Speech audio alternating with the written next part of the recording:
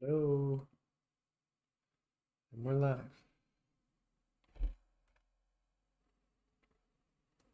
Good morning if you're catching this in the morning.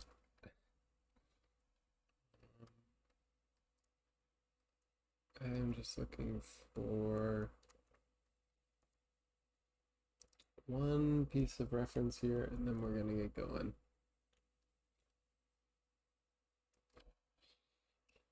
All while having some breakfast. Mm, mm, mm.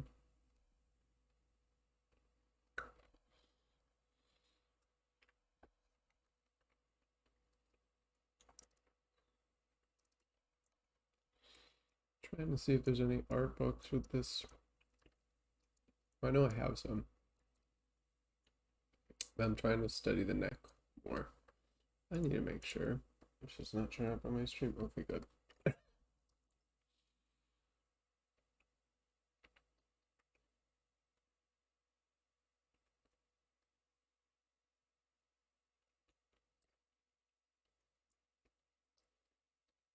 Okay. So the front area really is just the neck muscles and the trapezius.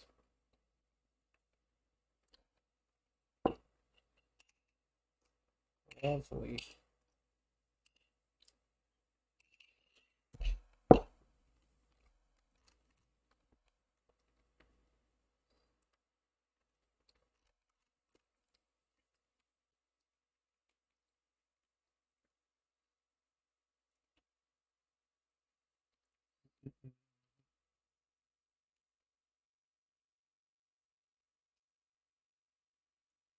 Hey, Mi-chan.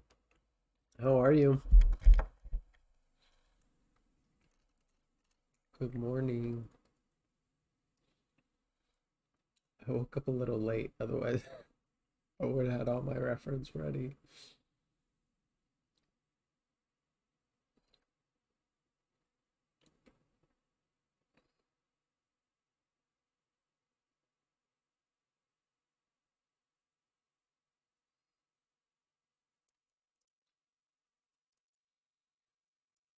Uh,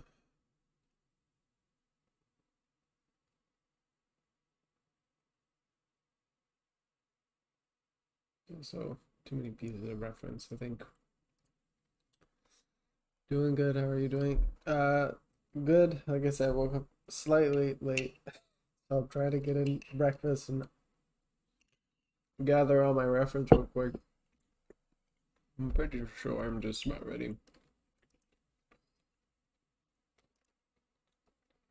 It's funny, the neck connecting to the like shoulder girdle, it's kind of harder to find reference for it.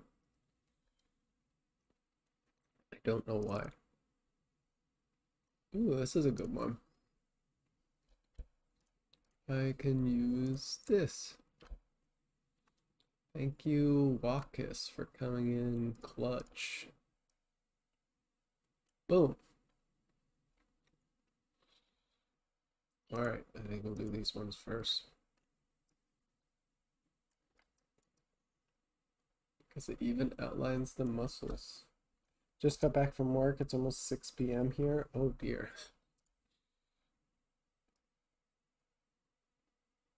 Where are you located again, Michan?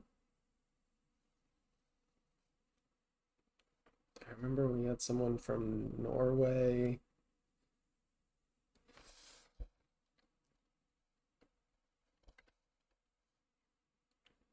The brush, 50. Germany, right. You were the one I was telling that I went to Germany. And I was trying to remember where.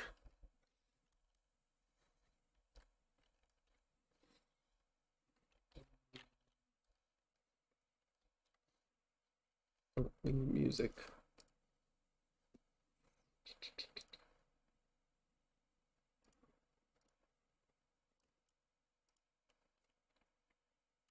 There we go. And play.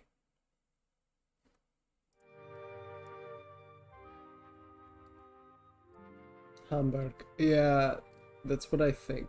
I'm not 100% sure. It was a long time ago now. It's probably like, I got 15 or 20 years ago. So I have not been back since. I've been to Europe. I've been to Italy a couple times, but I haven't been back to Germany.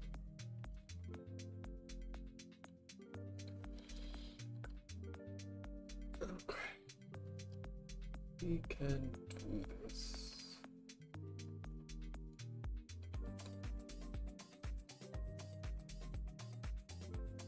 Actually, I'm surprised he didn't outline cells there.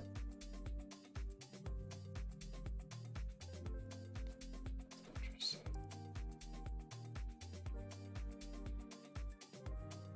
That's trapezius.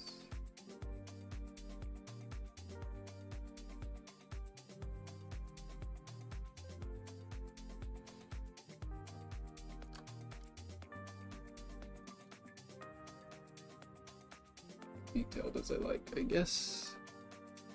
This.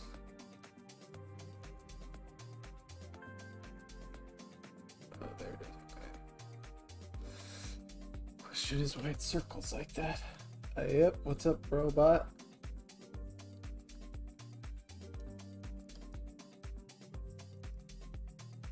Drop it.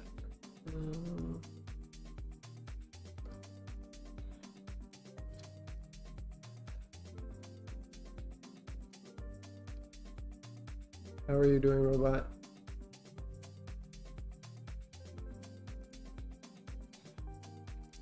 Give me 1 second, guys. Trying to understand underneath. So what is happening?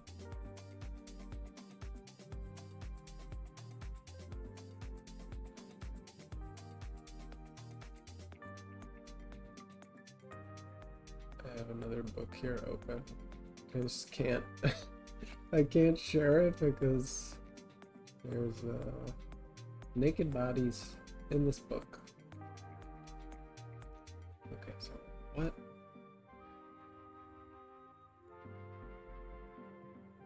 Okay, so that is what it looks like, the trapezius. And those are just underlying muscles, so we don't care about that. Is that what that is? Go back to this first one.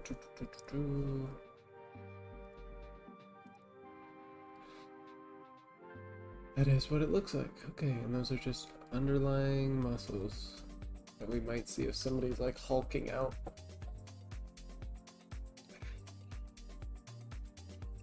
I'll explain when I get there. Okay, ready to draw.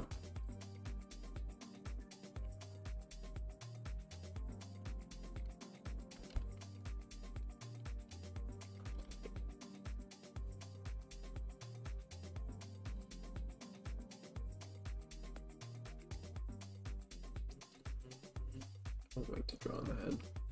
It'll be an interesting challenge.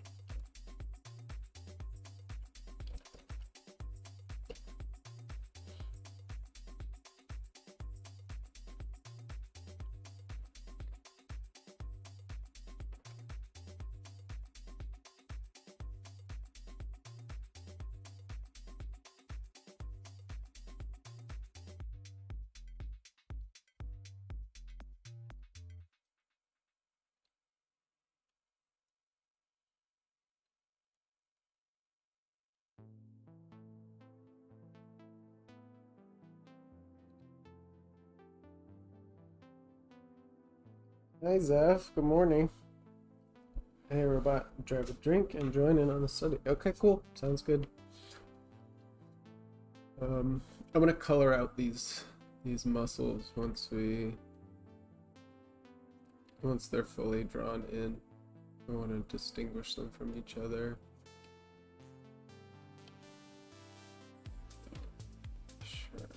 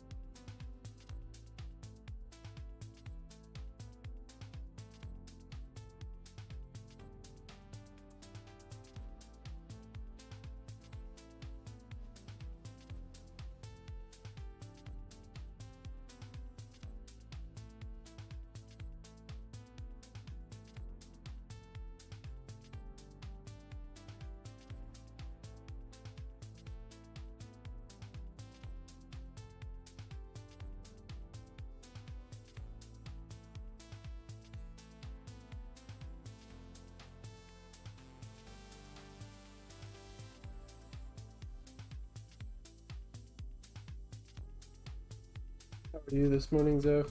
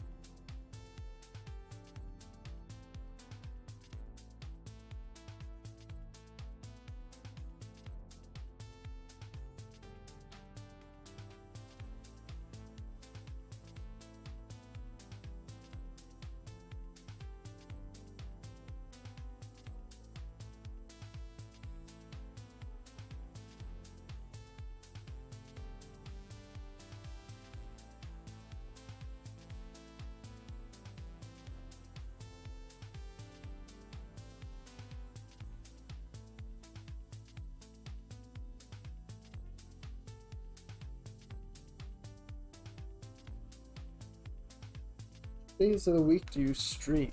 Right now it's Monday, Tuesday, Wednesday. Usually in the morning, 8:30 to 10:30. That's what we've been trying to do lately. Busy morning, definitely, but all good. How are you? Busy morning. I only woke up like less than an hour ago, so I was a little bit behind with everything. Still trying to eat breakfast, so thankfully I made it last night. Overnight oats really come in handy.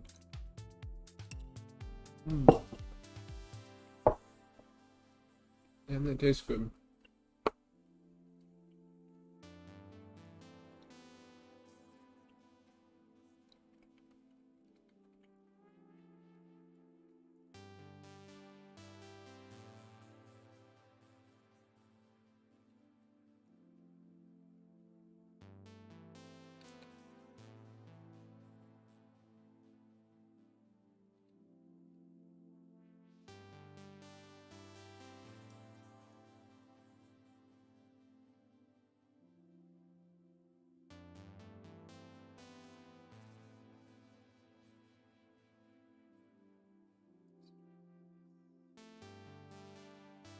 I always think that these they're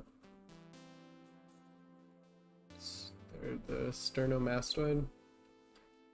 They're actually a lot closer together. They connect. Should I do that?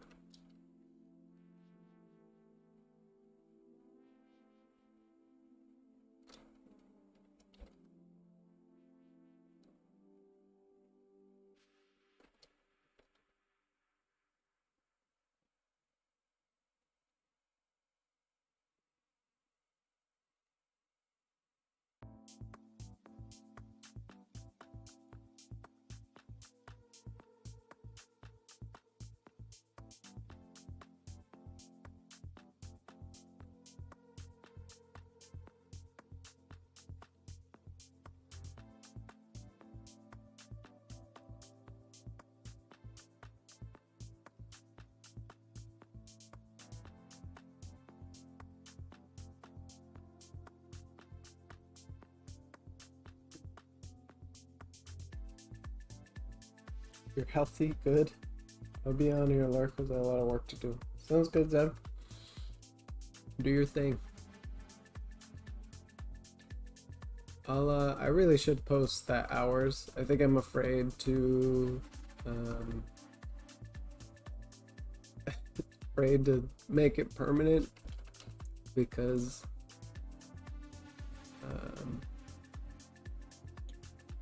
I don't know why, honestly.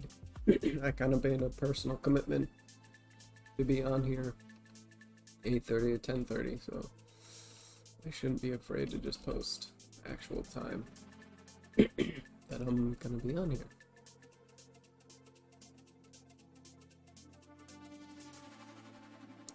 Seems ridiculous.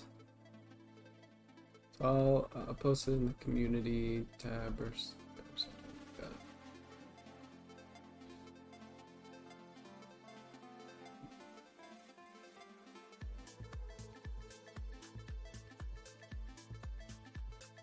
Ooh.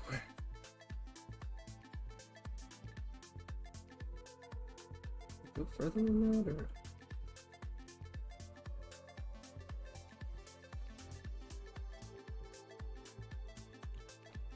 I might as well. Question is that muscle correct? So swoops up.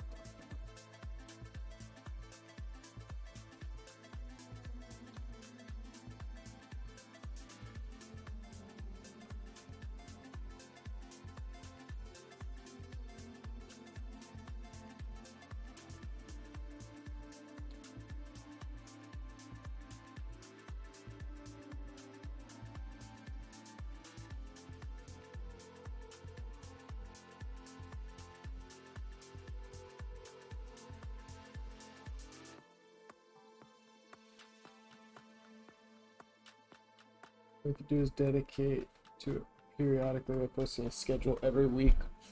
I want to do a full on. Here's what I'll do for now on. That's a good idea. Like every week on the weekend, robot, just be like, hey, this week we'll be streaming these days and these times. I actually like that. I think I will do that.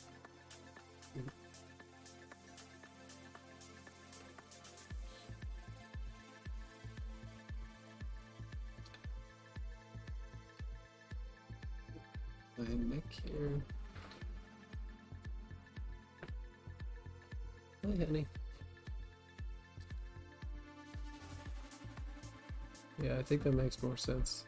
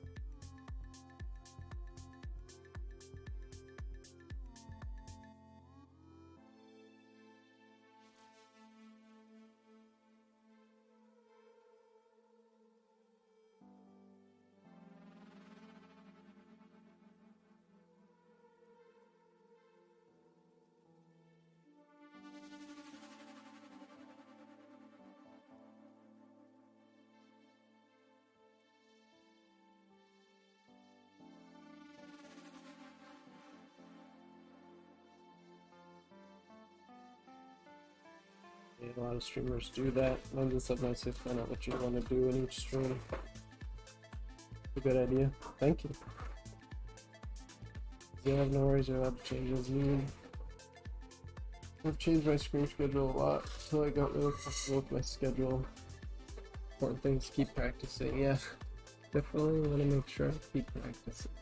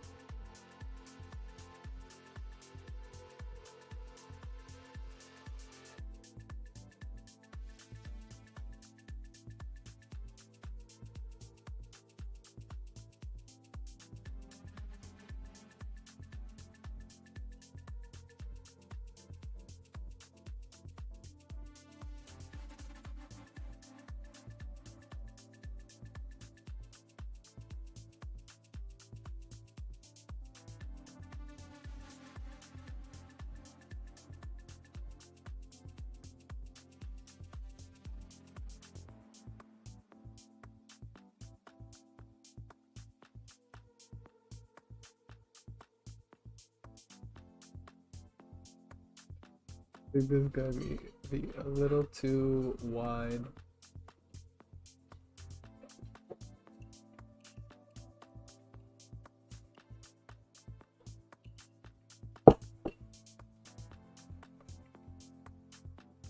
Benji, weird to think of 11 people in the world watching this right now. Why is that weird?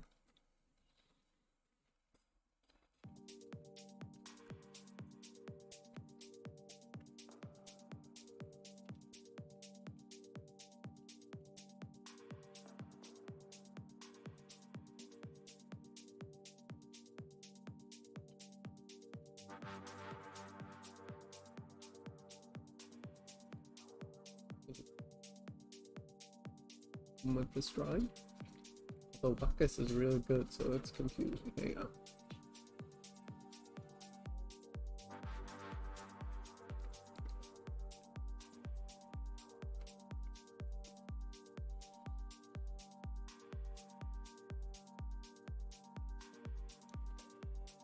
Here, we this reference here.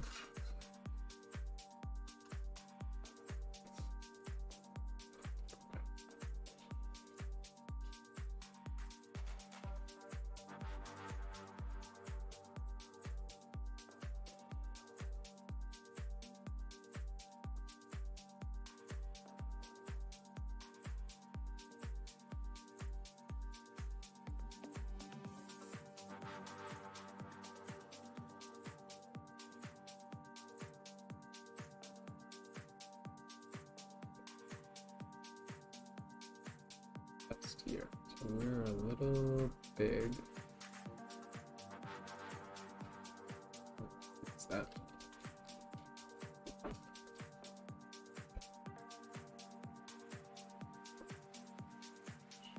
Funny, sometimes I draw from reference and end up being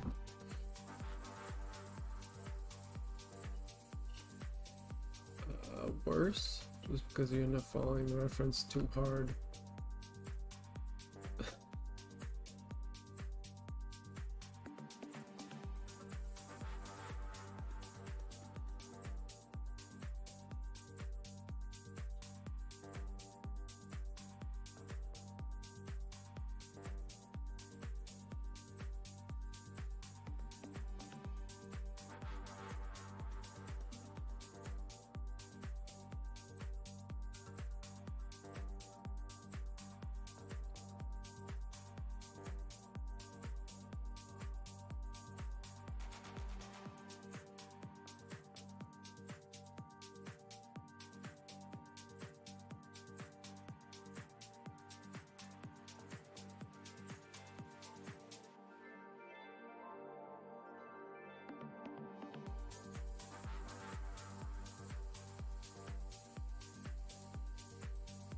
typically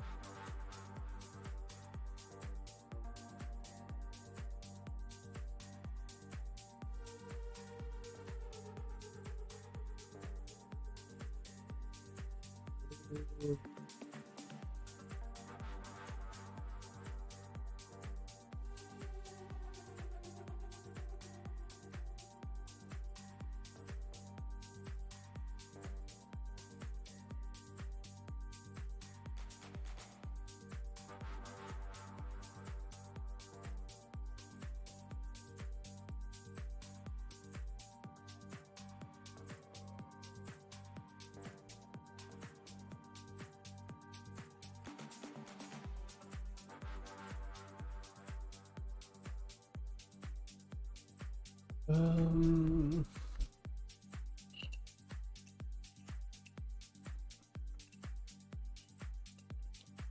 hmm.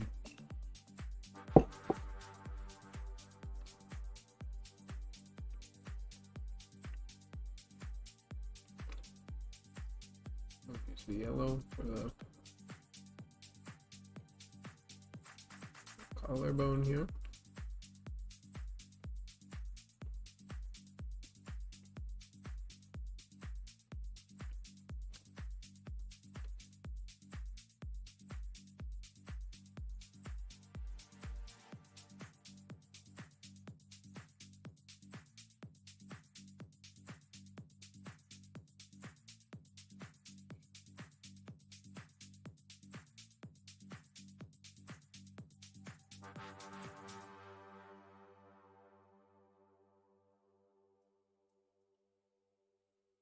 For the sternomastoid.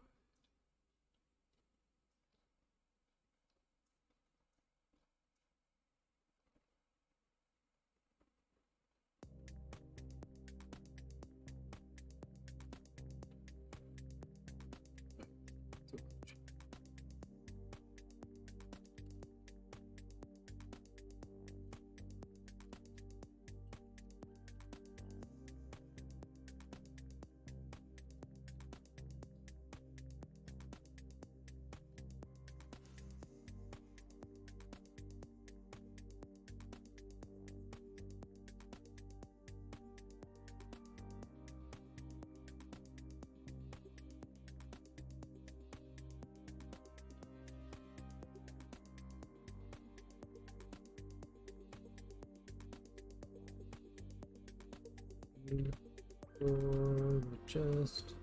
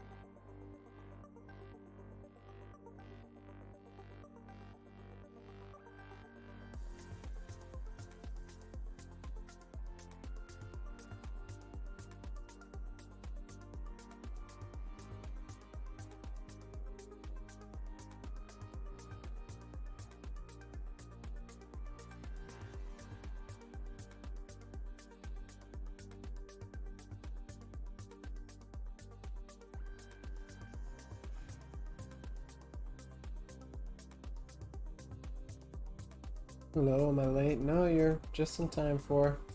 I just started.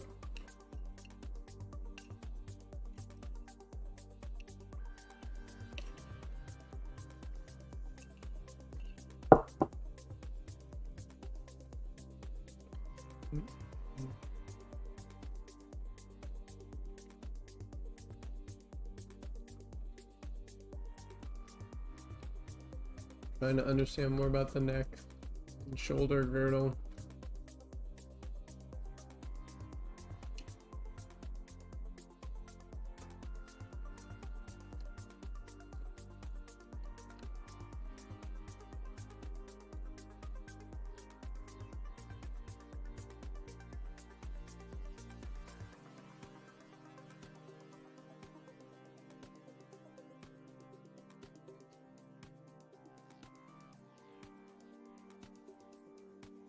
It does look like that.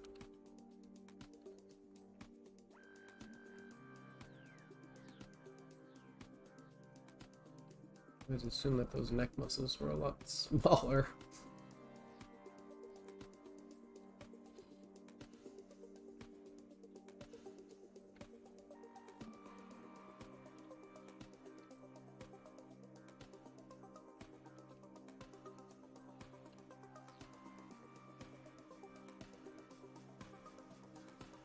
Yay, I love anatomy.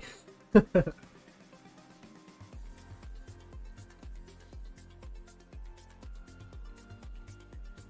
I'm really,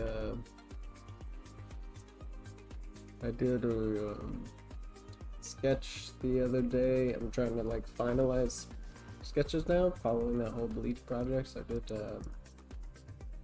where is he? This guy.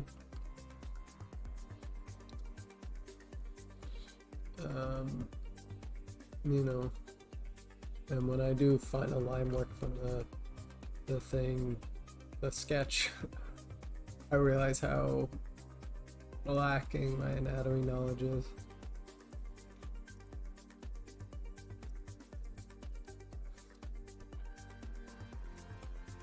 So, moving from the top down.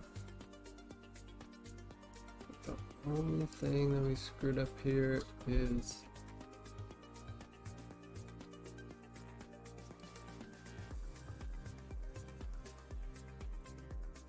length of the neck.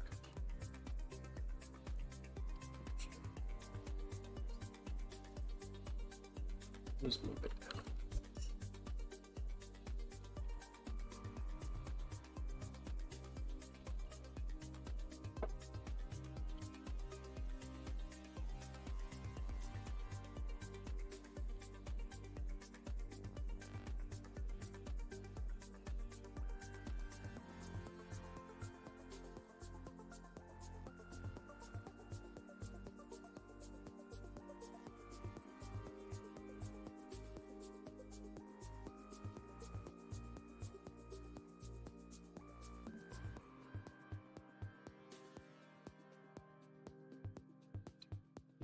look fucked up. Greetings, Zeph. Hi, Daltman. How's it going?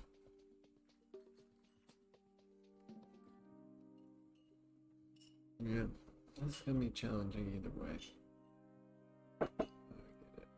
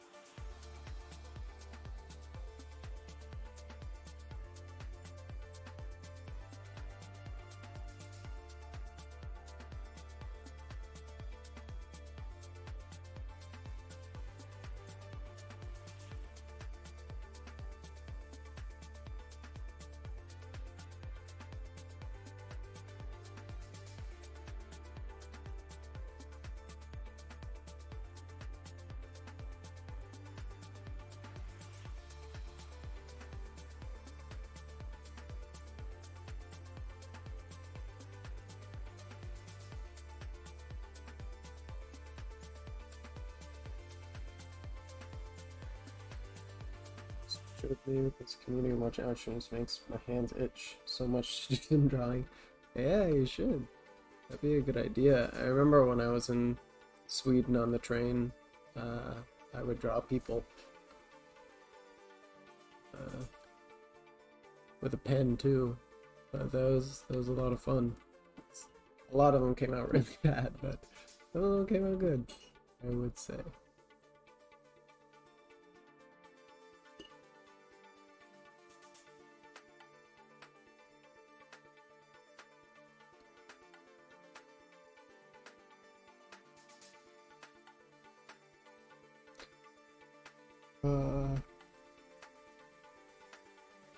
Magic of art streams, yeah, it is.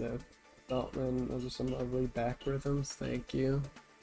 Trying my best. The back, especially up at the top of the head, I feel it's difficult.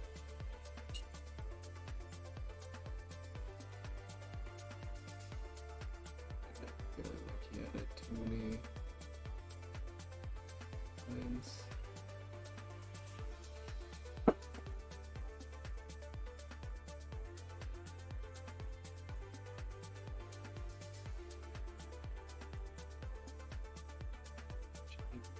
Slightly.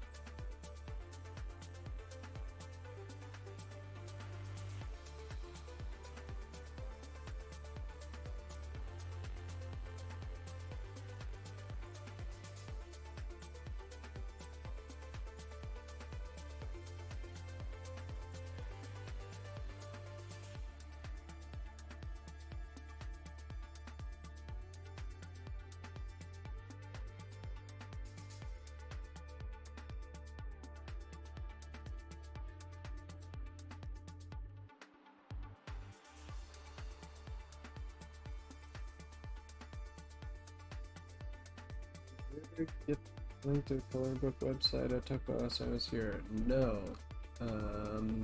But I did read Witch Hat Atelier, and it was incredible. Thank you for that. That was very inspiring. The animal drawings right away made me think of jeez. You text my mom. My mom's trying to call me.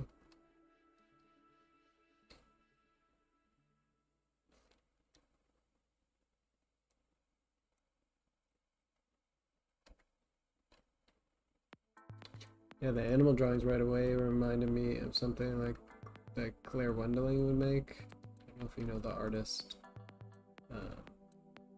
Very similar design aesthetics for their animals. And I was drawn in immediately, and then, you know, everything else drew me in. Story, characters, such cute characters.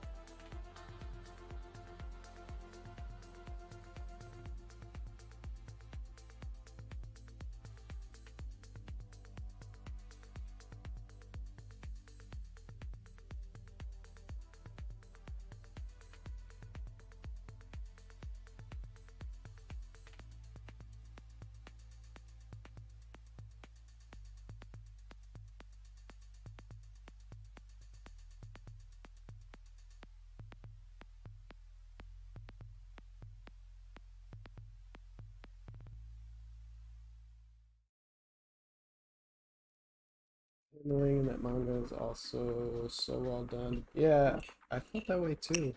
He was, it was very different from regular manga. It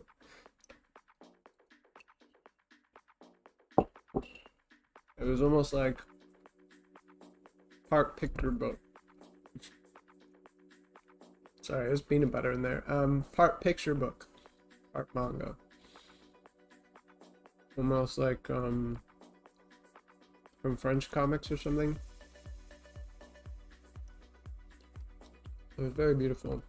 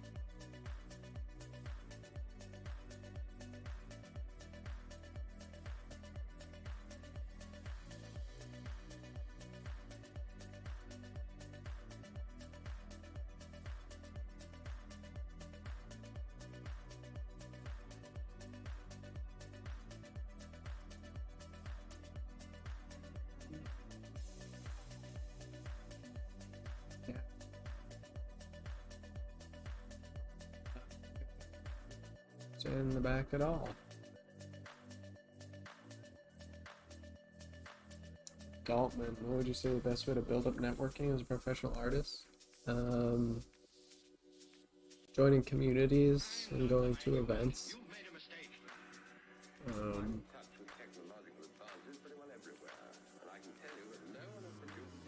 Yeah, pretty much the only two things I would know, aside from going to like an art school, but that'll cost a lot more money.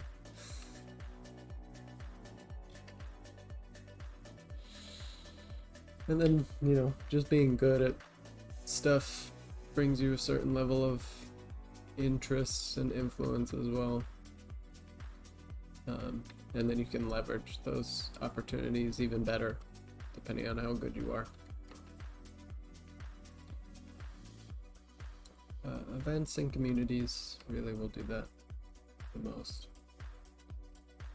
Networking is really important, but you know, if you don't have, not that you need skills to be networking, but if your goal is like a job or something, you still need to study and make sure you're still doing all the stuff that you need to do.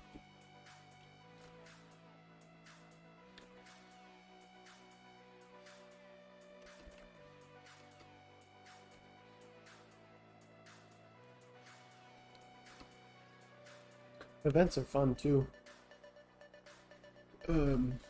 Like light boxes coming up. I'm not sure where you live, Daltman, but Lightbox is a good one. I've heard people getting jobs from that as well.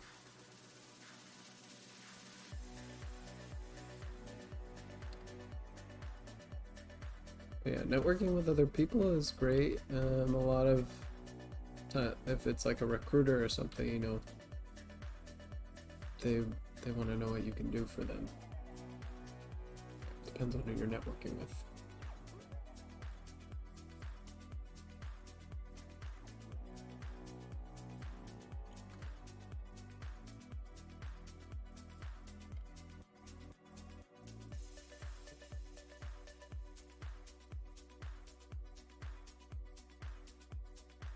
Just gonna go with that for now. Can't learn everything all at once. Remember that.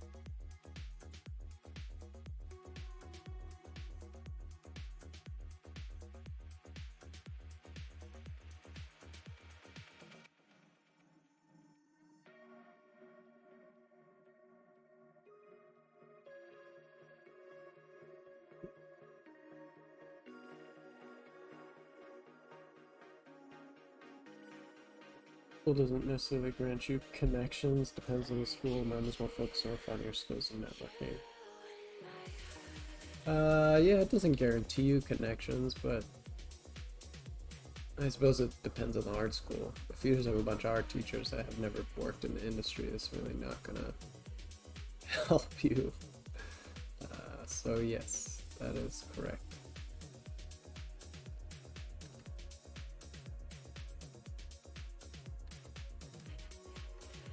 but I would hope you would not choose an art school that has no, like,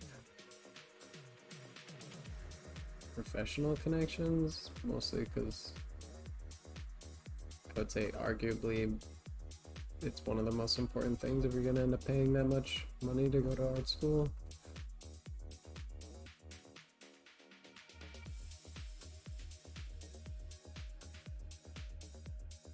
Especially today, pretty much useless to go to art school unless they're starting to teach AI in school now.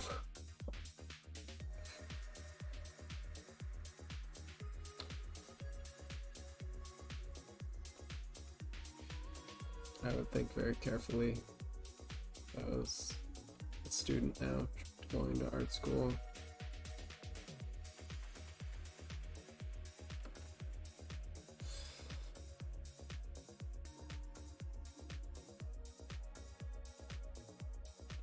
Which one? It's called Lightbox Expo. I'll write it here for a minute. Lightbox Expo. It's in Pasadena, California.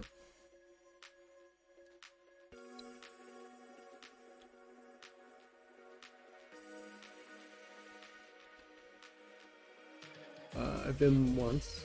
It was really good. It's run by Bobby Chu. He does schoolism. It's just a very good. It was a replacement for another event that got terrible, and he does a great job of it.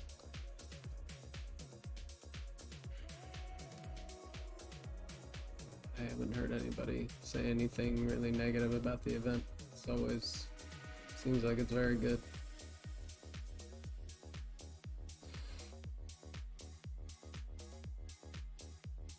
I'd say join our community, make friends. A lot of people I know can't network in some fields, so I never grew up with it. Yeah, honestly, the right way to network is by making friends, right? There's a not necessarily a scummy way to network, but like you should just be making friends when you go to these places, because yeah, like you said, a lot of the people you're going to school with are going to get jobs too, and eventually you can reach back out to these people, and then hopefully you'll get jobs and they'll reach out to you. It's kind of just like this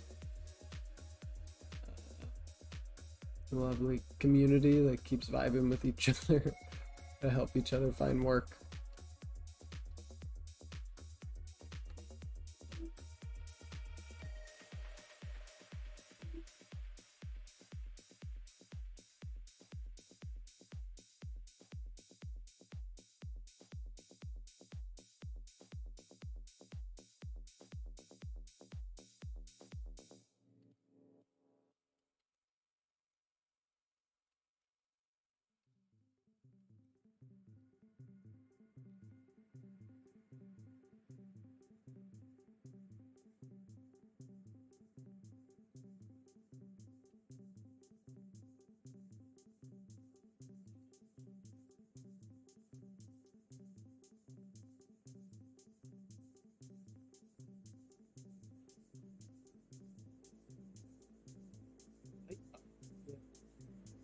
Sims 4, so I can't relate to that a lot.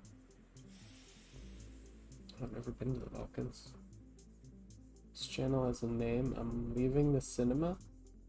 Were you watching this at the movies? I hope not.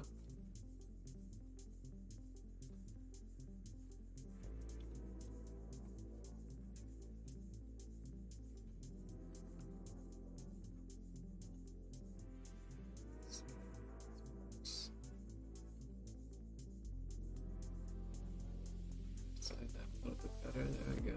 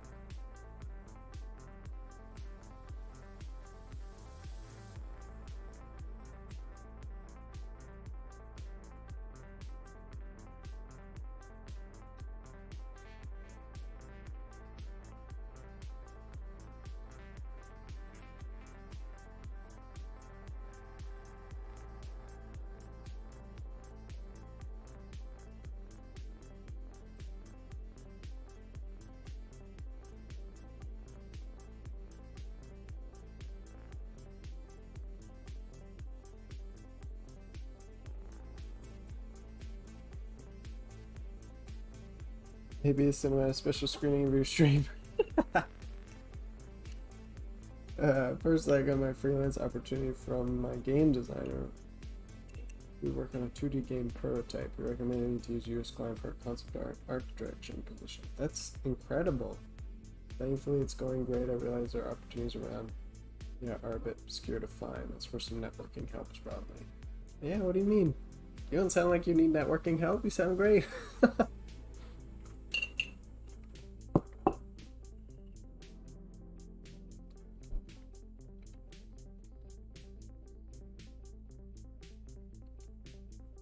Yeah, honestly, the more exposure I feel like you get to the art world, the more you realize how many opportunities are really out there. Things that you just like didn't think of. I remember when I went into graphic design for the first time,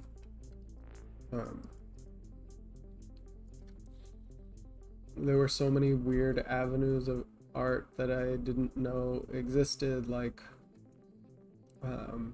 not weird necessarily, but just they ended up being pretty interesting and cool, but like layout design, presentation design, icon design, logo design, and the same follows through with art projects. There are major AAA games, but there's also lots of small stuff that you just don't expect, smaller games, smaller things, a lot of projects that never see the light of day, but people end up working a ton of hours on and making a lot of cool art for.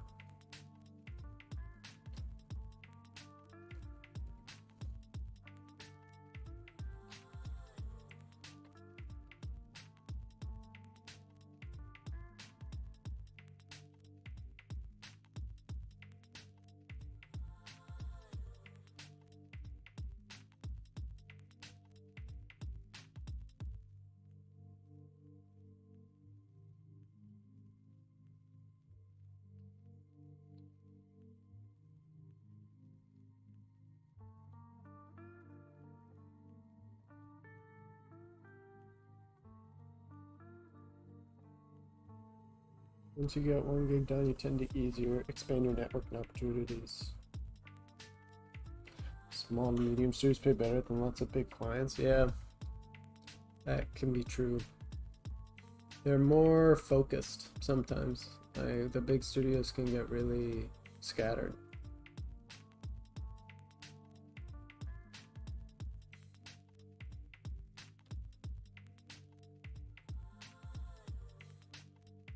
So, and they're also, because they have less,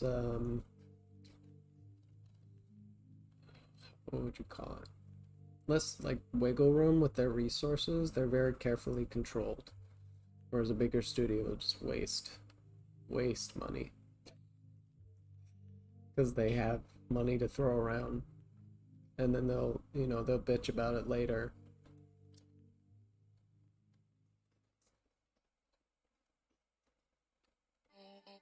But yeah, smaller studios are smart. If they're good studios, they're smart with their money. It's like when you have a small marketing budget, right? Everything is super measured and carefully controlled, whereas big companies are just trying to run and brand recognition ads, and they're just trying to push their name out there as much as possible. If you're big enough, you can do that because you can throw millions of dollars at this stuff, but most of us cannot do that.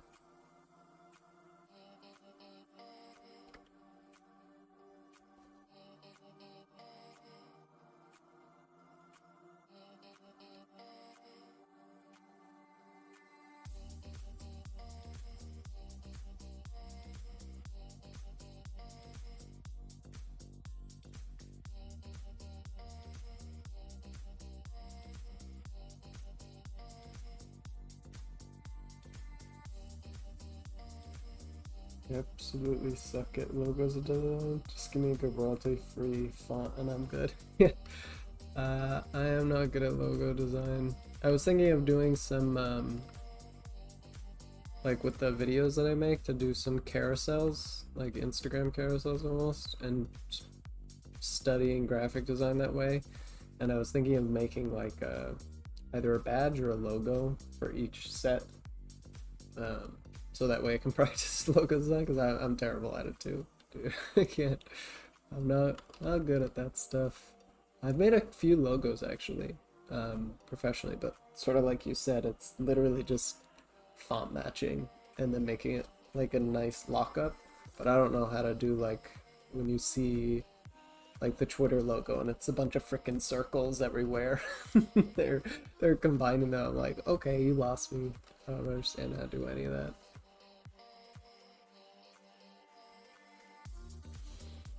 Trying to figure out a way to simplify this. So normally my teacher taught me this thing where, like, you have the, oh god, I'm gonna draw terribly. You have the chest, right? This is the cavity for the neck, and then you have the shoulders are kind of like these cones that you put on that slide around.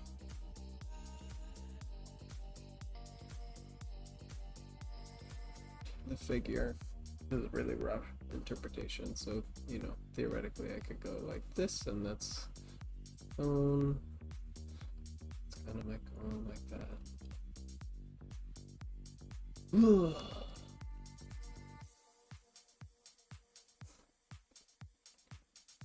I want to understand the anatomy underneath now, so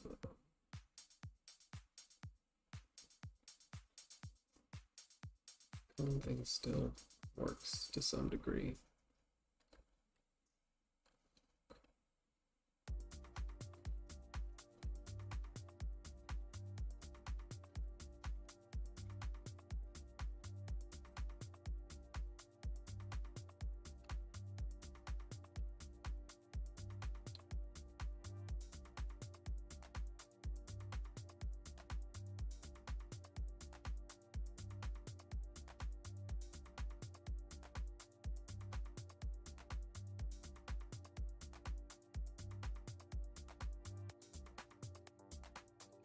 Good.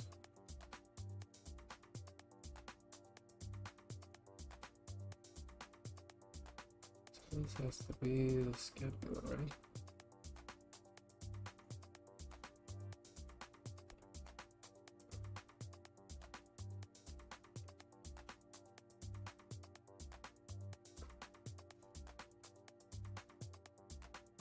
Hey Nuzo, art studies are going well, I think. I definitely am just straight up confused about how the back works. The front of the torso makes a lot more sense. Oh, I just don't understand the muscles. A lot of it ends up being folding skin, I think. And sometimes you're not looking at muscles, you know? It's just skin folding. It's like this is the trapezius is this whole star-shaped thing.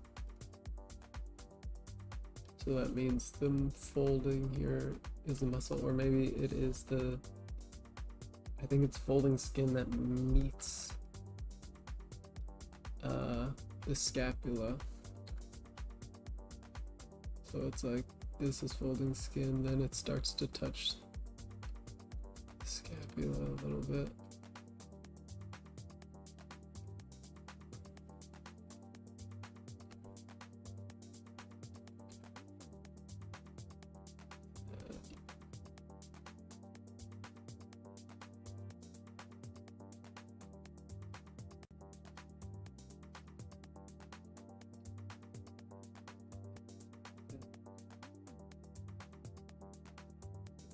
Around when you have an armpit.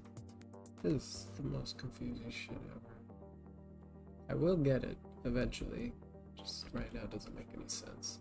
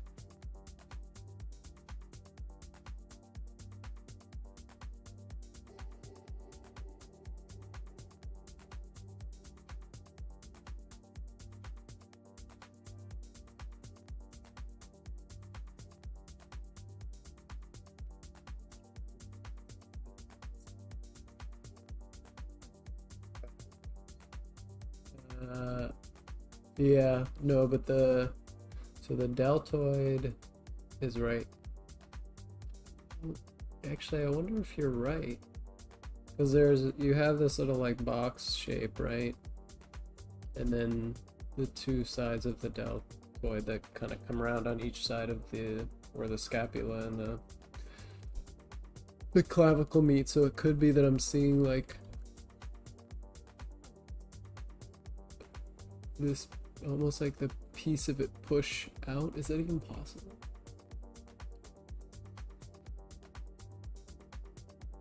I want to say no.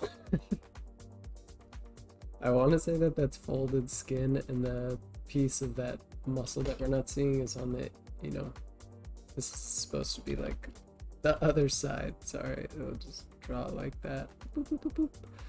I think that's going to be wrapped around the other side. And this is just flesh that's pushed up. I want to say that. Not entirely sure though. So I'm almost confident. Maybe it's body fat. It doesn't have to be fat. Our skin folds. Even if you're a super muscular person, you fold skin still.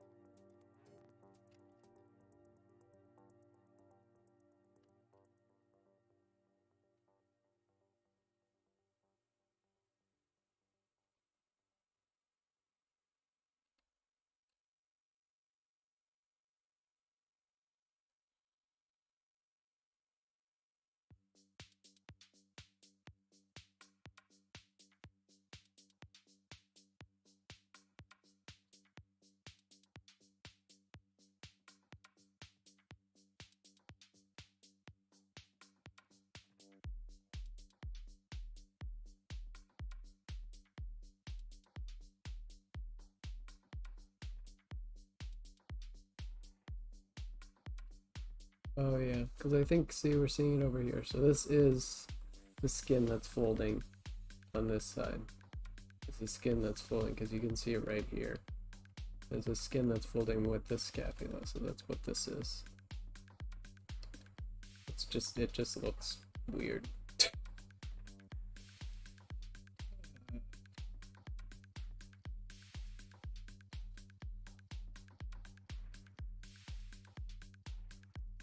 Figure gets funky.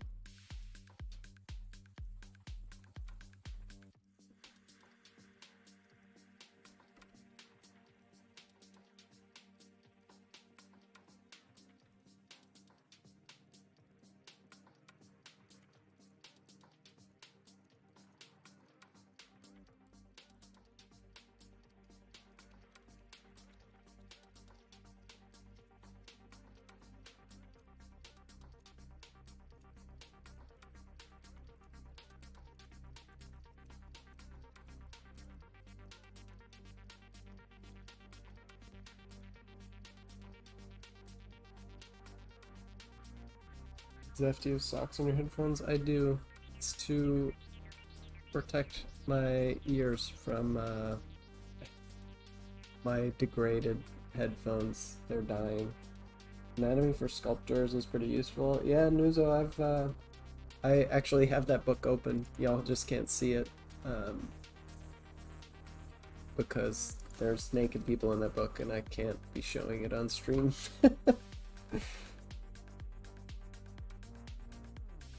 Scapula is really interesting. It has a little hook on the backside of it for complicated tangled muscle attachments. Yeah, the teres major and minor.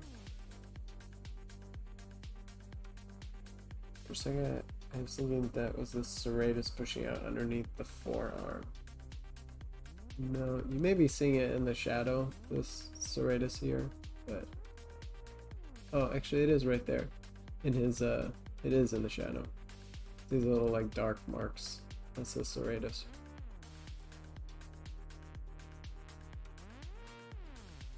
He just didn't list it on here.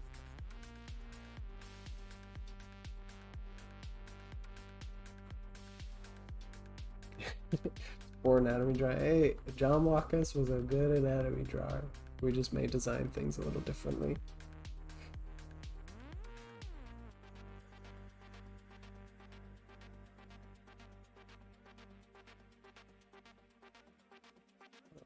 Some people have muscles that are in different order than the standard.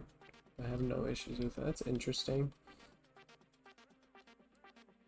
Bodies are really like, yeah, this is good enough. Yeah, kinda. I mean, we're designers too, right? So we gotta design the figure.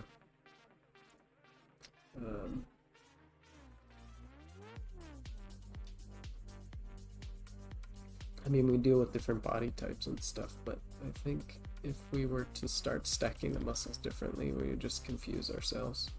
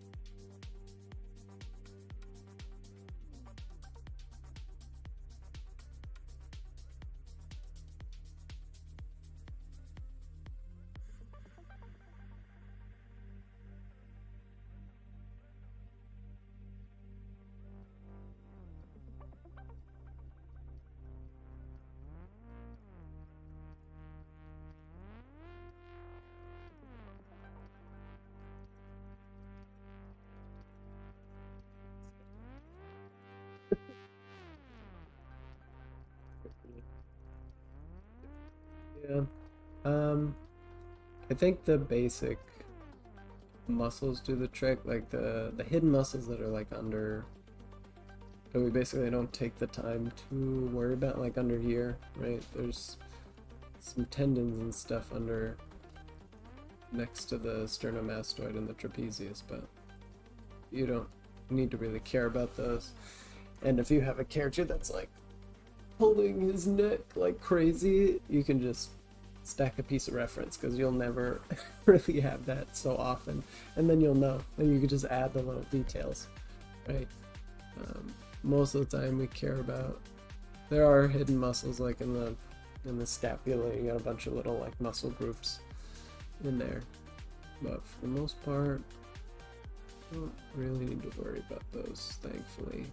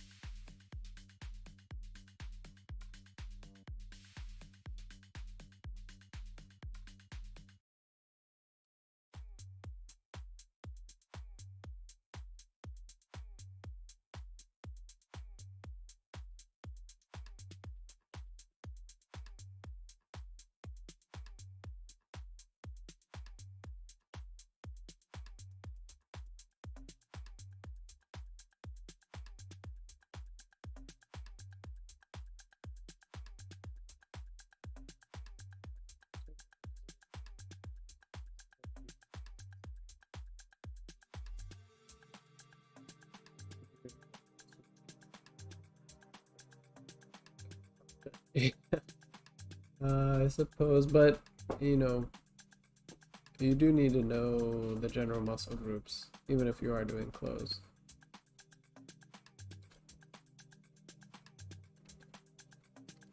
And it helps, you know, build the close. I suppose you could get away with, you know, less, but your drawings are always going to suffer for it, especially if you try to draw more complicated perspectives and things like that.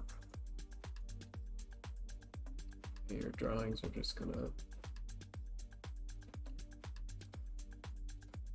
start to suffer. It's gonna be so hard.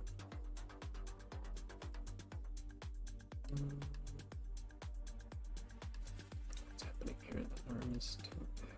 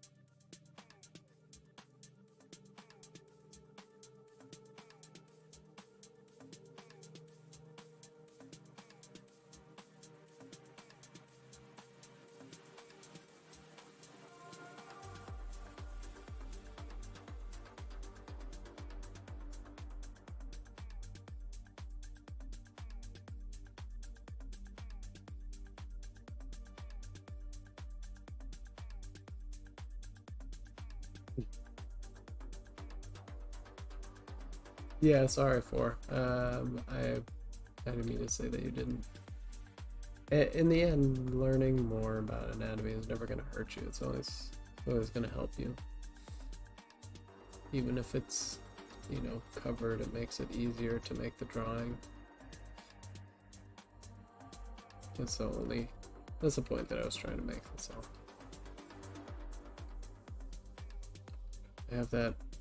I have a video of like learning the skeleton as a short or something, saying that you should learn the bones. And it has so many views. It's just like, it's not, I would hope it's not like monumentally secret knowledge or something. It's just like, should be fairly obvious. The more you know about the anatomy underneath, the easier it is. The easier time you'll have.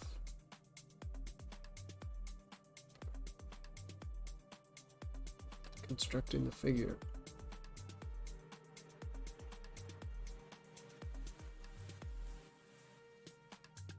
I think you went a little hard with that, but we'll do that. Oh. It's just the wrong angle.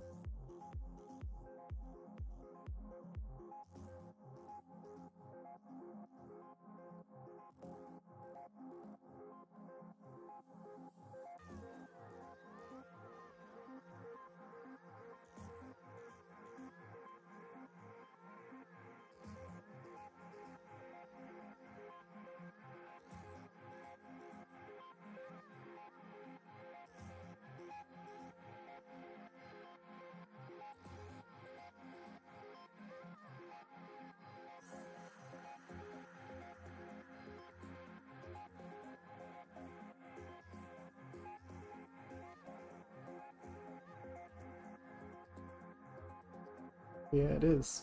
Anatomy is a lot of fun. I enjoy learning it a lot. Even if it does frustrate me. Hmm.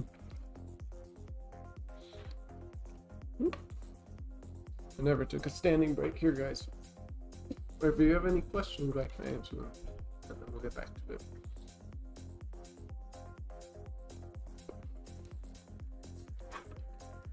Oh, my iPad's almost dead. Oh, you're almost home for? Yeah, you should do some drawing. Hey, Keel, how's it going? New though, you have to get back to watching Institute of Human Anatomy. Is that like a YouTube channel or something? Or a show? Currently walking in the darkness, so can't look at chat right now.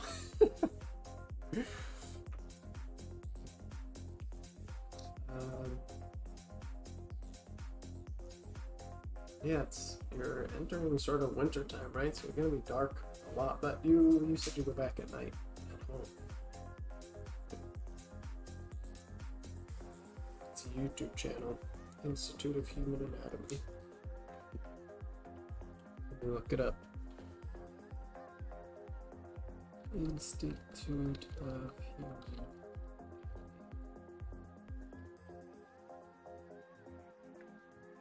Oh, interesting. This looks intense.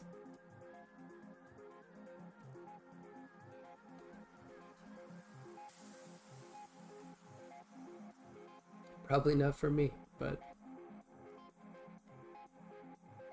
looks like it's full of a lot of cool information.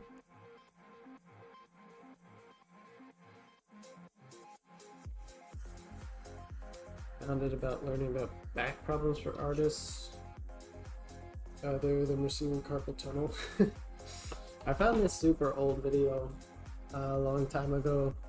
I think I still have it saved.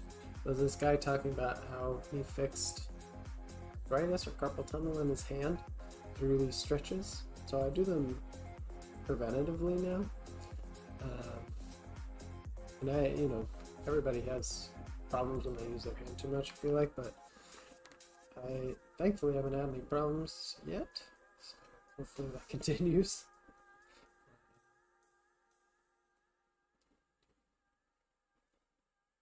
You spy so much you can get around with that and chill. Use pop gum.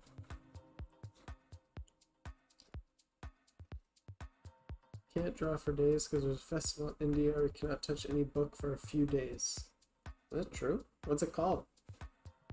I didn't know that was a thing. A festival where you can't touch books?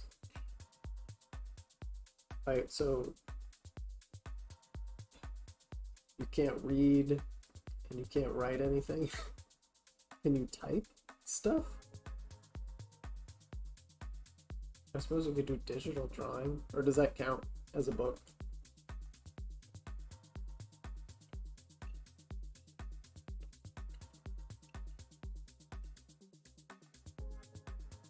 It's a good idea to do exercise. You plan to be seated a lot.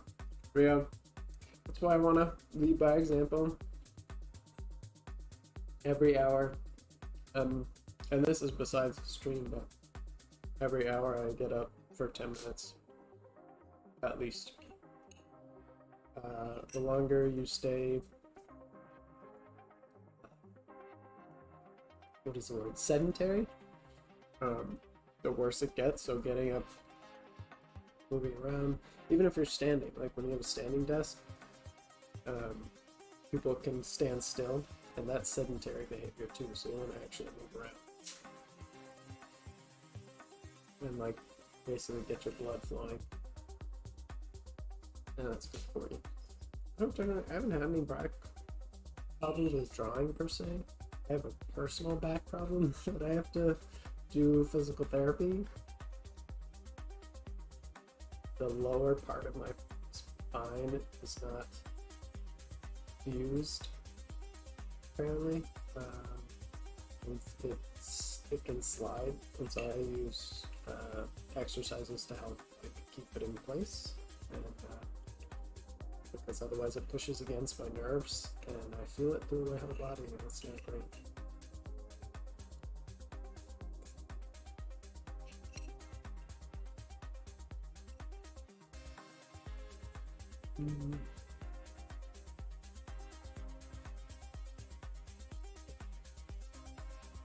Yeah, Keel, I'd be interested to know.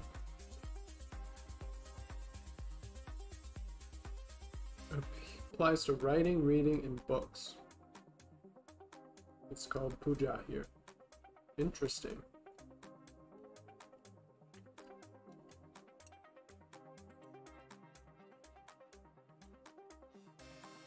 Yeah, drawing. I mean, at least you could get away with maybe some digital drawing, but I have trouble with the not reading. I like looking in books and stuff. Even in art books and everything, I do it probably every day. So that would be hard.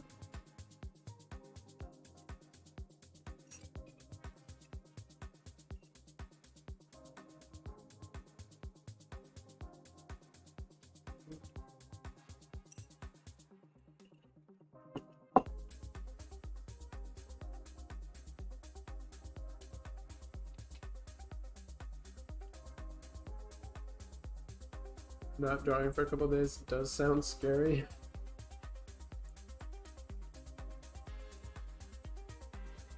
Yeah, no, I stopped for a super long time, so I would be upset if I had like a habit that I was trying to continue. I'd be finding so many ways to try to cheat that system. I'd be like grabbing a stick and trying to draw stuff in the sand.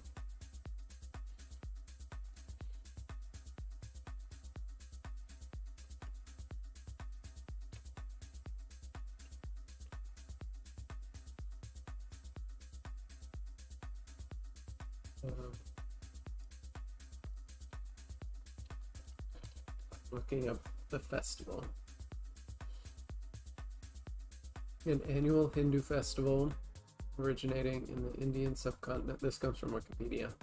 Reveres and pays homage to the Hindu goddess Durga. Celebrated all over the world by the Hindu community.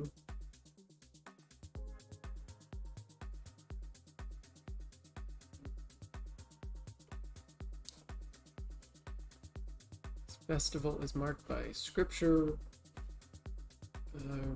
recitations, performance arts, revelry, gift giving, family visits, feasting, public processions. It's a 10-day event.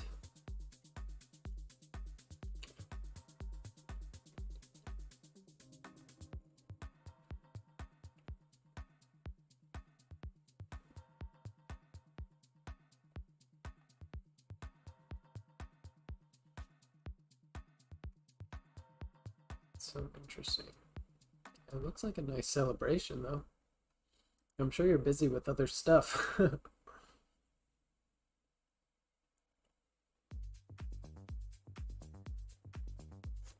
put the books which you learn the most related to college or school in the temple or at home. That makes sense. Yeah, I mean, you're probably busy, you know, in the revelry, the experience. So enjoy your festival. That sounds like a nice time. We can get back to drawing right after that. I think we're ready to jump back into it. Let's go. Oh jeez, come on.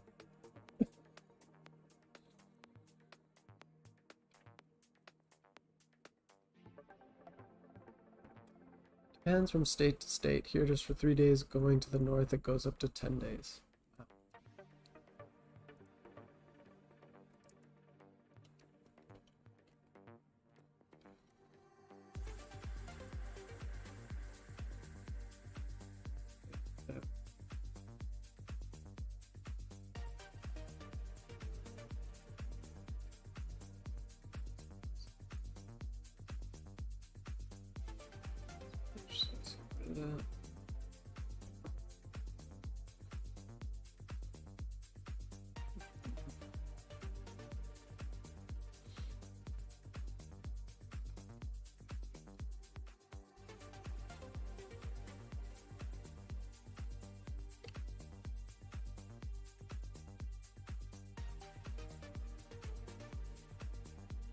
mostly for this one, I just wanted to know.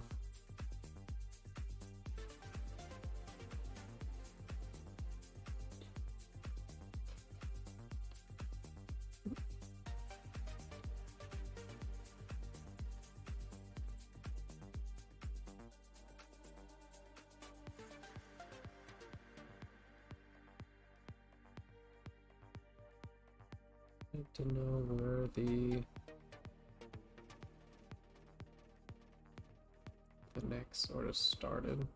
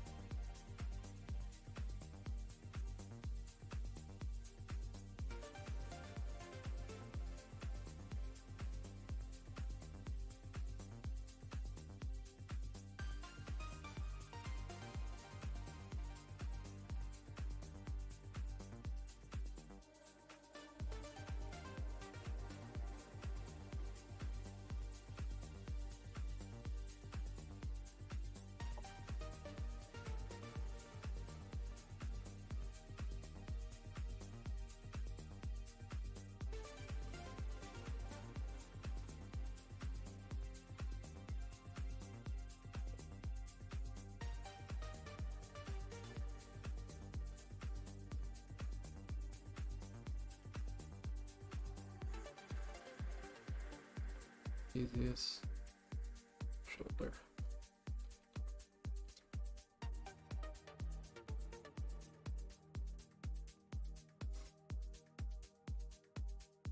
It's good to take a few days out to look at things you did so far.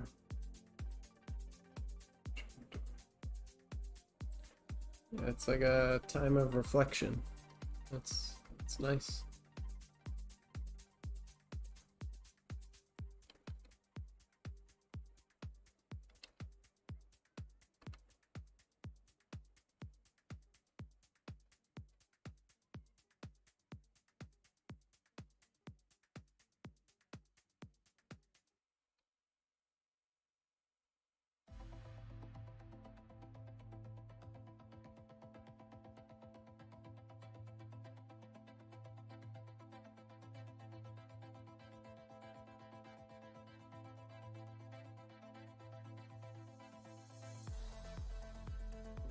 Dudes here. Let's see. It's like for them.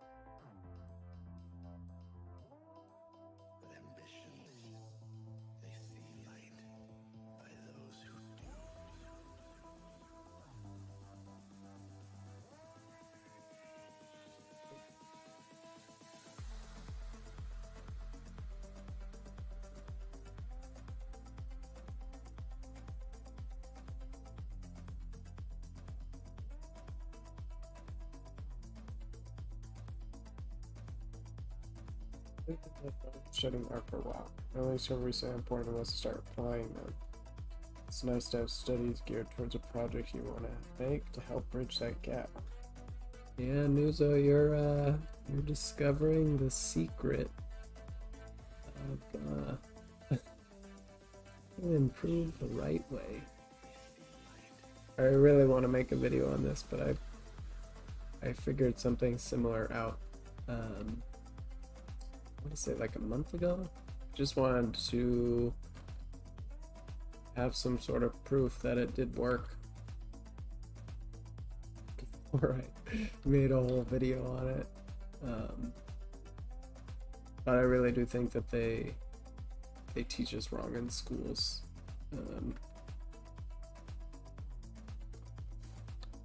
Because there's a lot of stuff focused on study or on a project, and there's never a cohesive way to bring these two together. You're either working on one or the other.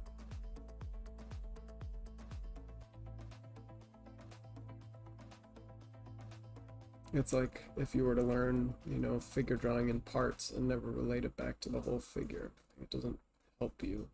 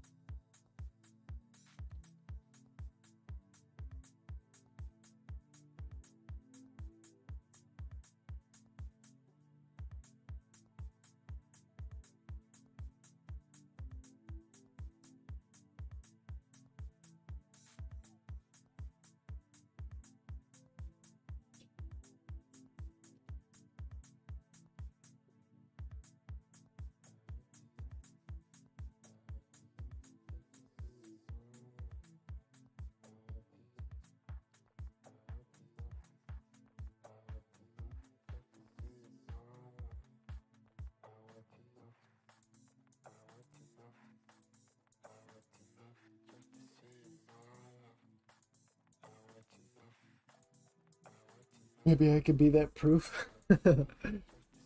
Maybe. Well, I mean, part of doing this, all those like bleach portraits and everything was part of that. But yeah, it'll be helpful once more people actually do it, so I can say this really truly does work.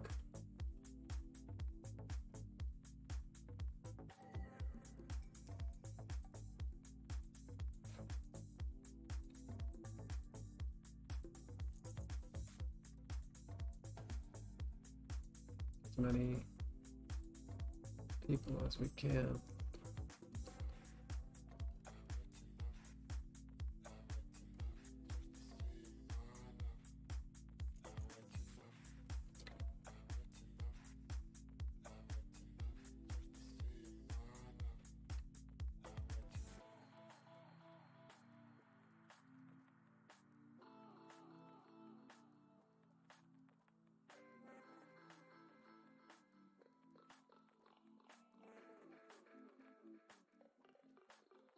I think it's important too, not just as a way to improve, but to keep your interest. Sometimes when you study stuff, they just like, especially in school, they make it so boring.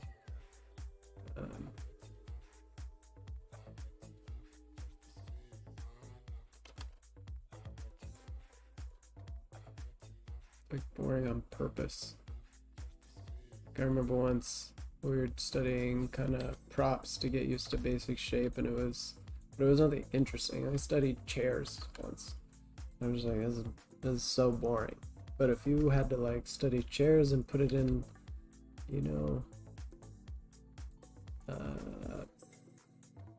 it was because you were studying chairs to put it in the office of your original character that's like an elf king.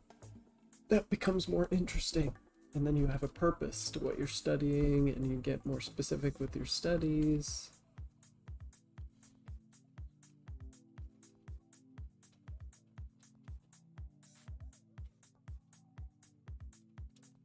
people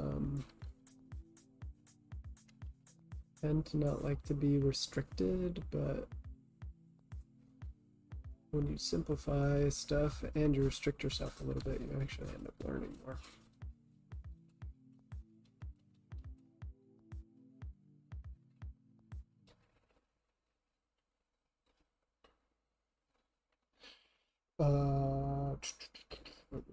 Alright, Homer, what thing did you say was gonna work? You mean what I was just talking about for? Keel, thank you. To be honest, I also don't take breaks. I draw every day. It's become a habit of mine. That's good. Keep that habit up. And you know, the more that you do that, if you ever like had a time where you had to stop, either something personal happened or you just lost that habit through life stuff, those habit grooves kind of stay in your brain, so when you have to pick it back up again, it's easier. So the work that you do now will just always make it easier for you to draw in the future.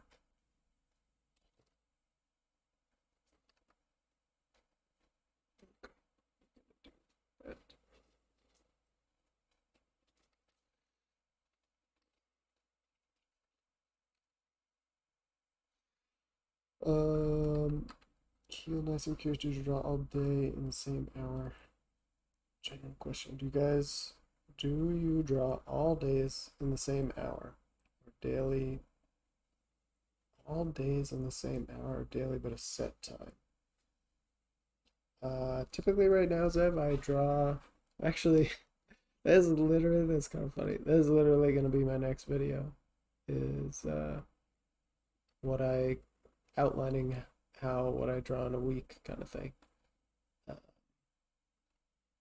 hope people find it interesting. We'll see. But I wanted people to see what you kind of get out of a daily drawing habit.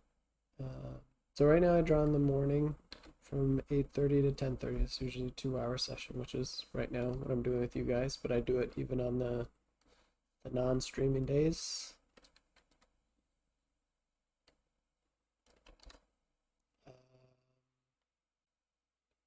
Sometimes before I go to bed, I'll also draw,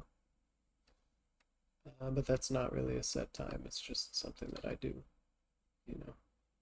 I have a sketchbook next to my bed. I don't always do it, and it's not specified.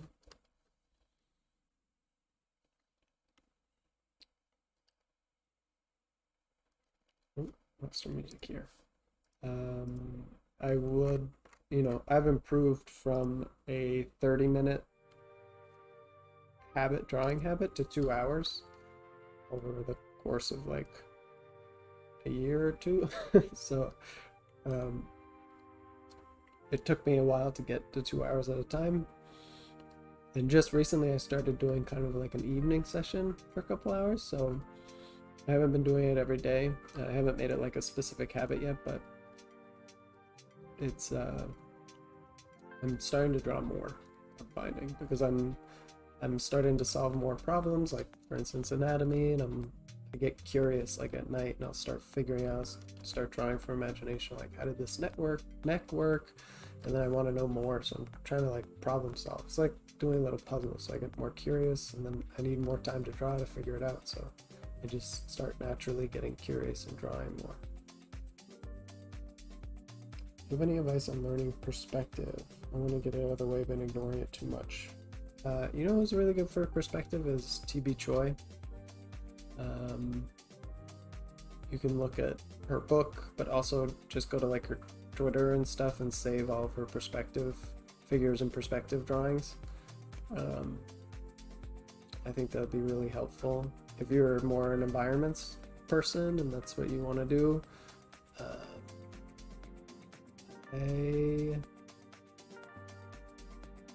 Who would I recommend for environments?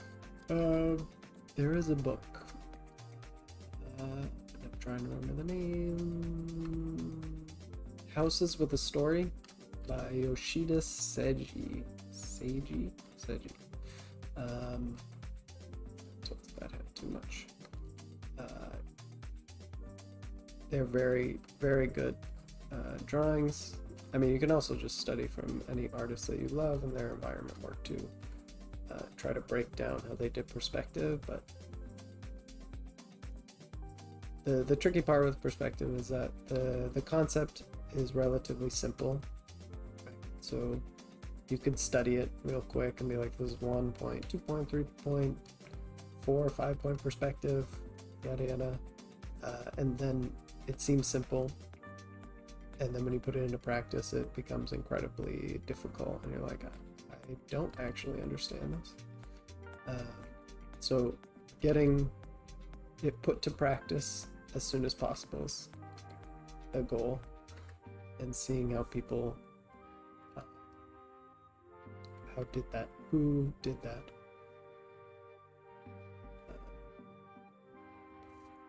would definitely be the goal of Keel. So I'd be finding other artists' work and breaking it down.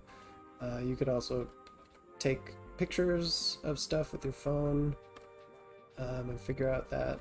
The thing that you want to just make sure you avoid with perspective is making sure you have not put, I mean, sometimes you want to bend that's where past the 3 point perspective comes in, where you want to bend the, oh my god, what is it called? It's when things actually look warped on purpose. I wouldn't do that. If you're still struggling with perspective, I would wait to do that kind of stuff. Just keep it simple, do 1, 2 point perspective, even 3 point perspective for things. But just break down how other artists do it, and then try to do that with photos as well. Or you know, you could walk outside if you have a sketchbook, if you're doing things traditionally, and just try to draw your house or inside your room even, using those same principles. So draw your room in a 1 point perspective, then try 2 point, and then try changing the layout, then, you know, try going outside and trying to draw the inside of your room from imagination. Like, can you remember what that looks like? Can you remember how to set up the perspective?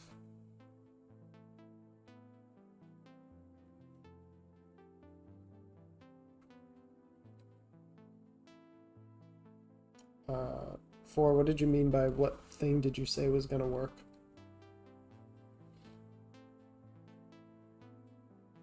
I draw on the moon, which tends to be effort because I love drawing. That's good. A lot of time I had to learn to draw, was figuring out schedule.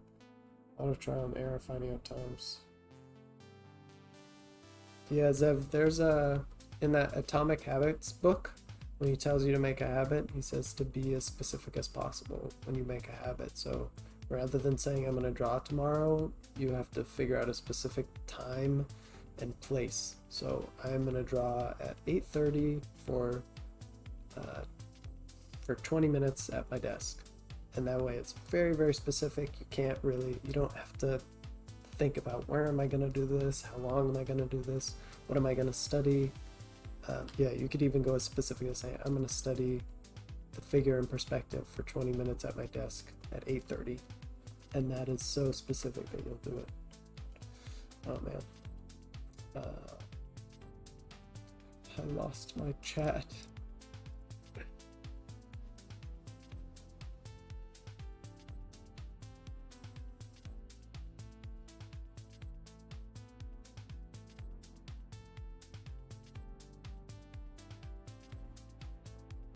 If Atomic Habits from you, that's great.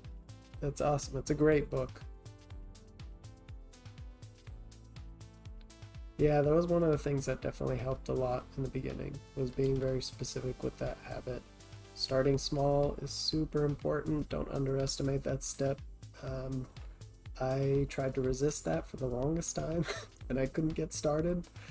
I don't know what it is about artists. We want to be like the hero's journey when we're drawing and being like, oh, I'm gonna draw for, you know,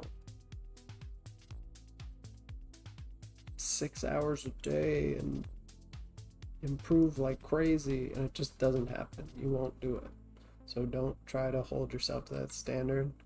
Like, You need to forgive yourself for starting small and like not even forgive, but just like come to some sort of acceptance about the fact that you need to start small in order to get where you want to go, which is maybe drawing for that 6 hours if that really does happen in the future. Um, that was that was definitely one of the harder parts for me. Just accepting that so I could move forward.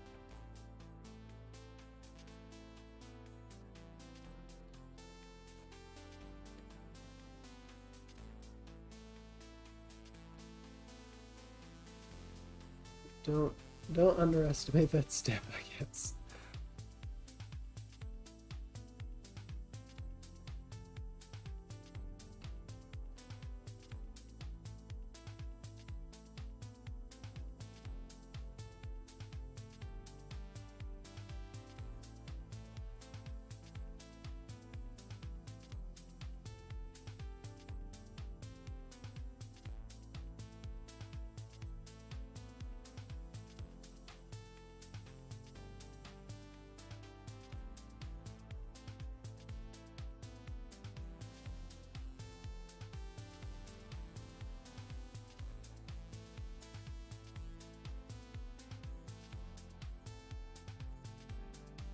I'm gonna learn more about the shoulders. They have like, it's not just one piece, it's kind of, I think it's like 3 or 4 slices to the deltoid. That's why it's,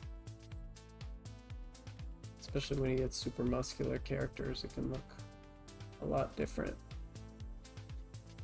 Definitely the shoulder would be something I'm gonna tackle next.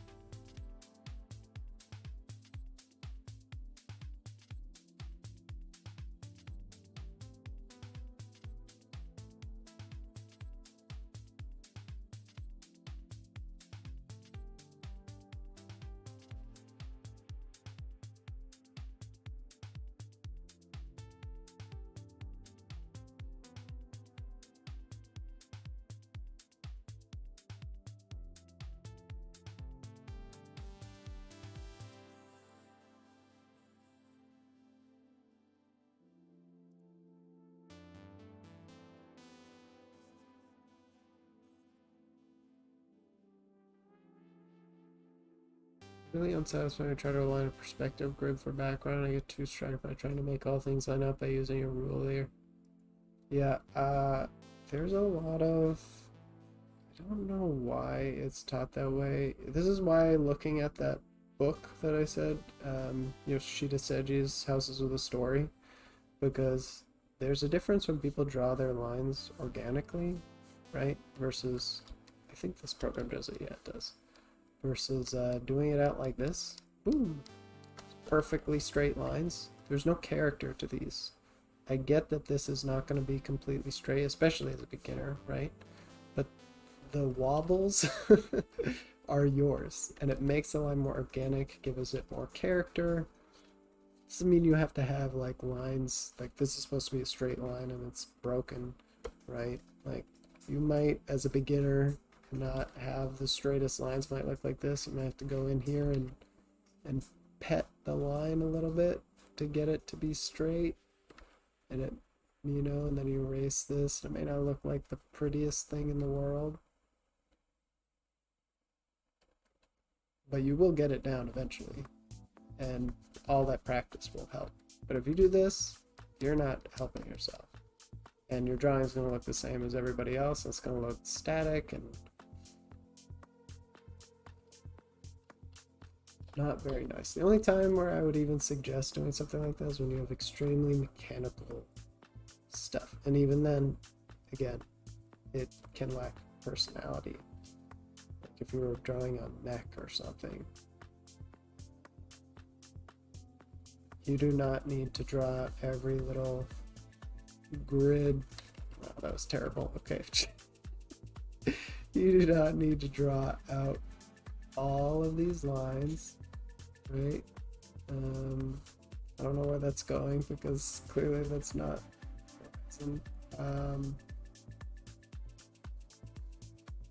right, to draw a bunch of cubes. If you know the horizon is here, you just set that level, because typically when you draw like a room or something, right, like you're gonna have objects that turn in space. Not everything's gonna be pointing to this one, like, or one or two perspective points. This is not necessarily what it is. I just have to draw it for posterity because it's off the page. But not everything's gonna be turning towards that, right? You're gonna have things that still go to this horizon line but have turned in the room, and now they're going this way. That is not the right. Maybe going here, right? Or outside, or wherever you are. So if you draw out all these perspective lines and then do your thing, it's good for like the first pass that you do, right, when you're first trying to learn squares. But then you'd be so much more better off by doing squares and just like understanding, here's the horizon, you're going here. Just keep that in your mind's eye and draw out your squares. And you can draw, this is not a square, but you you get what I'm saying, right?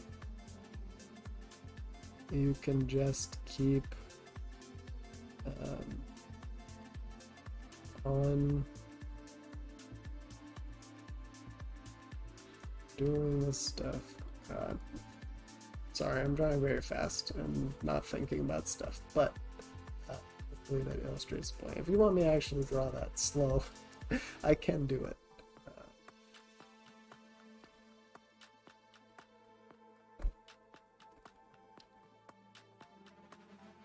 It's just not something you need to practice, really.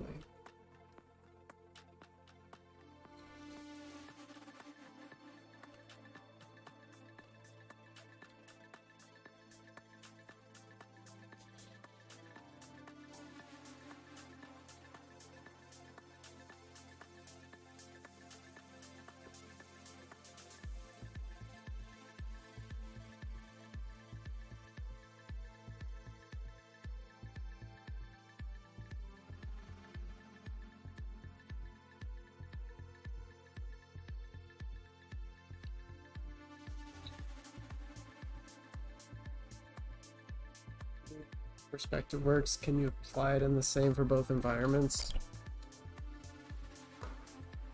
That's why I asked. Was something you said about method working. Oh, okay. I'll go back to that before. Give me 1 sec. Sorry, my chat is on 10:50.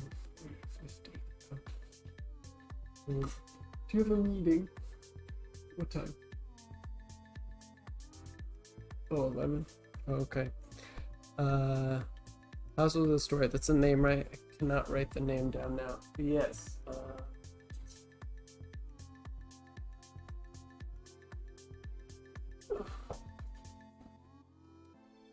Unfortunately, my wife has a meeting, so I'm gonna have to pop off here in like 5 minutes. But I'll try to answer your questions before I go.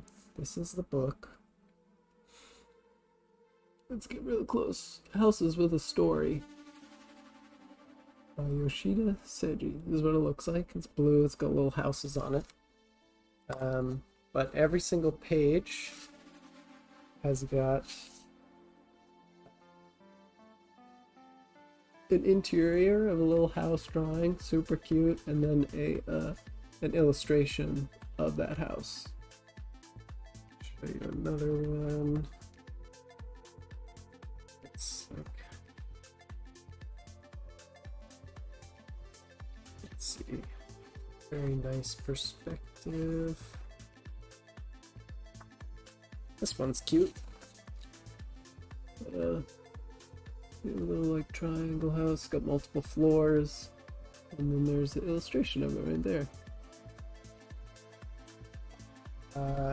This guy in general, I think he has a Twitter and stuff, and he has drawings on there, so you could also look at those.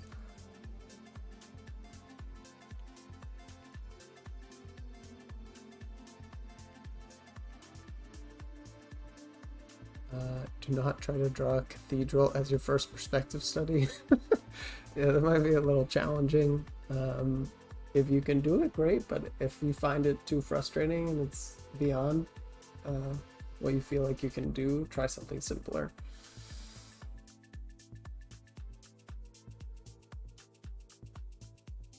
But yeah, Akil, after you get an idea on how perspective works, you can apply it to environments and characters. The quicker you do that, the more that you're going to learn. Like, you could do squares in perspective for hours, and it's until you apply it to like real things. Like, you might as well, if you're going to do squares in perspective, you might as well build a city, right?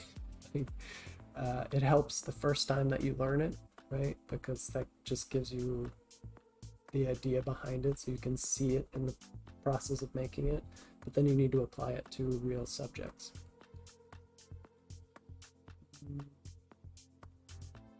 Auto Cafe perspective got pretty interesting the more I learned it. Just a matter of keeping it intuitive after learning how it works. Letting the composition drive the perspective, not the other way around. Yes, that's super, super important. Composition is the design. Composition is the impact to your image. It's the most important thing for an artist. It drives everything. Everything should fuel your composition. So when you're learning first, I would say that, you know, you kind of have to put composition almost on the back burner, because you need to learn perspective and how it works and getting it to work for you. Because if you're trying to think of composition and then trying to inject perspective into it, it might get a little hard. So it's still good to come up with like thumbnails and stuff, but if you're trying to like make an environment and you're doing a thumbnail and you don't know much about perspective, you're going to get lost in the perspective before you get to the composition.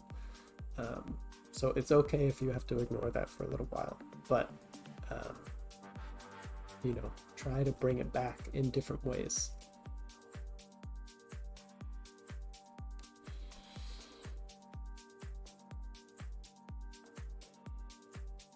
A lot of fun color coding box perspective. Yeah, wide angle lenses. Thank you. That's what I was trying to figure out earlier. Wide angle lenses and things like that can distort. That's when you get like 4 or 5 point perspective. Like when you have the reflection of somebody off of a ball or something. And that's when you need to know that kind of thing. Yeah, it's such a good approach. Lost in the vanishing points. Yeah. Perspective, like I said, it can be difficult when you're starting to apply it, but you'll Drew Sparks. Any tips to draft up quick composition to work on perspective?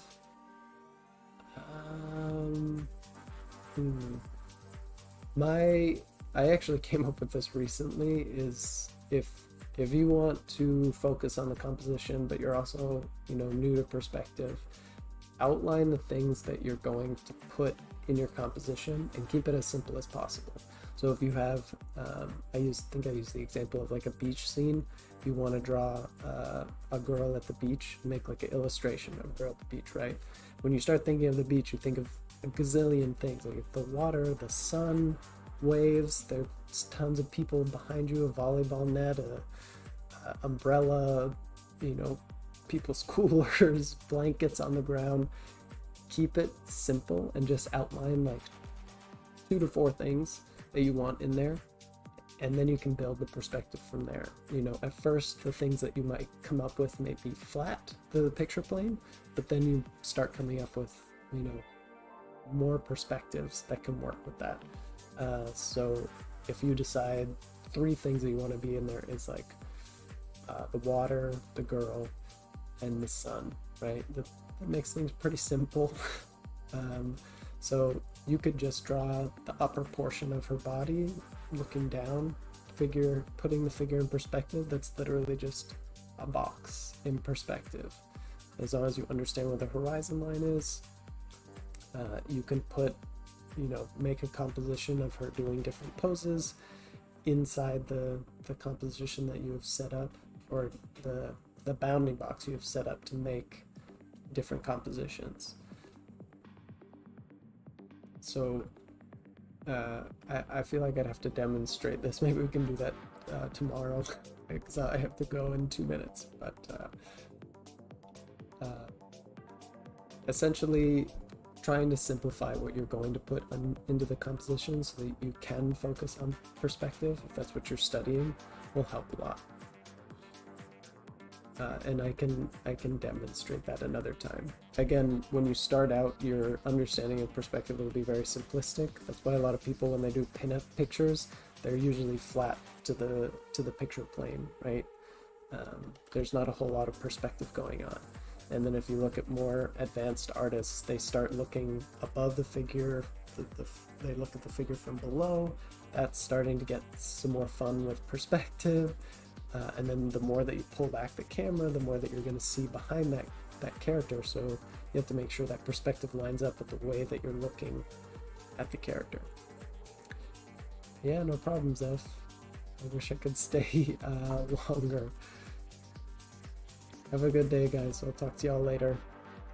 And we'll get into more stuff. Remember your questions if you're here tomorrow. And 4, I'll try to get a little bit into... what was it? The method of working and stuff. I've drawn so many things with perspective, just no composition. Yeah, composition's super important. The only book that I really know that talks about composition really well, there's 2, is Framed Ink, and I can repeat these again if you stop by. No problem, Akil. Framed Ink and Creative Illustration.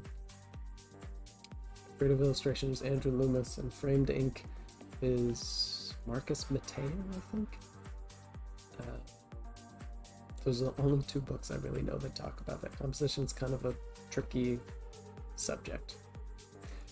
Anyways, again, stop by again. I can even show you the book if you want. But I'll catch you all later. Thank you for dropping by.